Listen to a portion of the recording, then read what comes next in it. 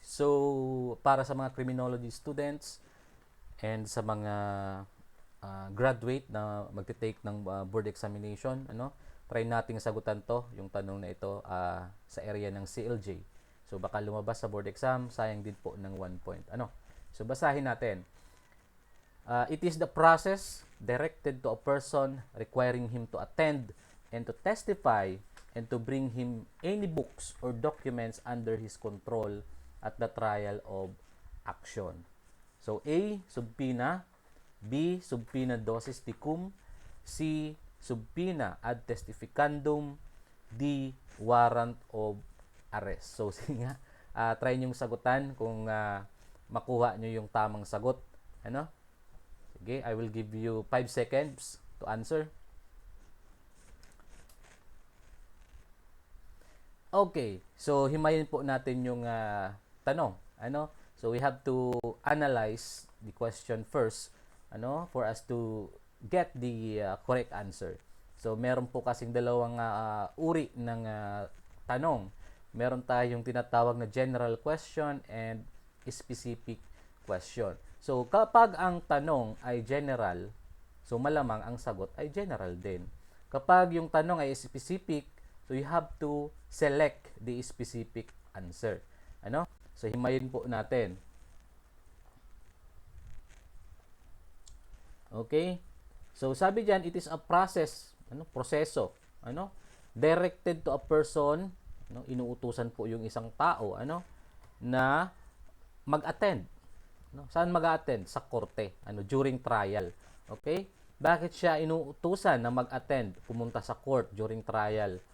Kasi inuutusan siya ng korte na mag-testify and magdala or dalhin yung mga books or documents under his control.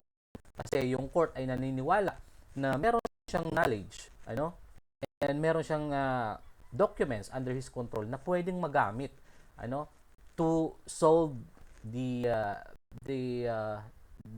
case or the crime, na nangyari. So ngayon, himayin natin yung mga choices.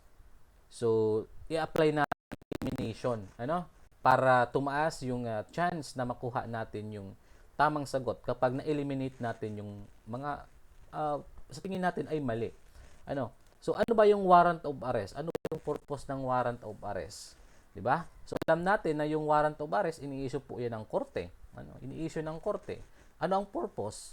Purpose is to arrest a person. Para arestuhin yung isang tao, para mabigyan siya ng pagkakataon na ipagtanggol yung sarili niya. Aarestuhin siya. So ito yung tanong, hindi naman sinabi diyan na para arestuhin yung isang tao. Inuutosan siya na siya mismo ay pumunta. Pumunta mismo, hindi naman siya pinapa-aresto. So yung letter D, pwede na natin siyang i-eliminate. So ngayon, lahat na ito subpoena. Lahat na ito subpoena. So possible answer, subpoena talaga yan, yung utos na yan, na ipinalabas ng korte. Ngayon, yung tanong po is a general question. Kasi we have two kinds of subpoena. We have subpoena duces tecum. Okay? And subpoena ad testificandum. Yan. So ngayon, i-analyze natin yung tanong. Ano ba yung tanong? Is it a general question or a specific question? Pag sinabi pong subpoena duces tecum, meaning to say, it is a subpoena requiring requiring the person to attend during court trial and bring document. From the word duces tecum, meaning to say, document yung nire-require ng court nadalhin po ng tao during court trial. Okay? And yung subpoena ad testificandum, ito naman yung uri ng subpoena kung saan nire-require na pumunta sa court trial ang isang tao to testify. To testify. Ngayon, yung tanong po, parehas nandiyan yung to testify and to bring books or documents. So this question is a general question. So the correct answer is letter A. Subpoena po. Kasi kung mapapansin natin sa question, andyan parehas yung to testify and to bring documents. Ngayon, kung yung tanong ay makikita lang natin sa tanong ay yung to testify lang, andyan lang yung to testify, wala po yung to bring documents, the answer is subpoena ad testificandum.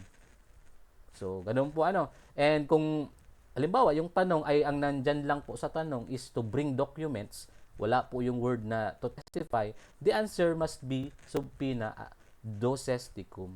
So, ganun po yung pagsasagot sa mga tanong during board exam. So, hopefully may natutunan po kayo. So, thank you everyone.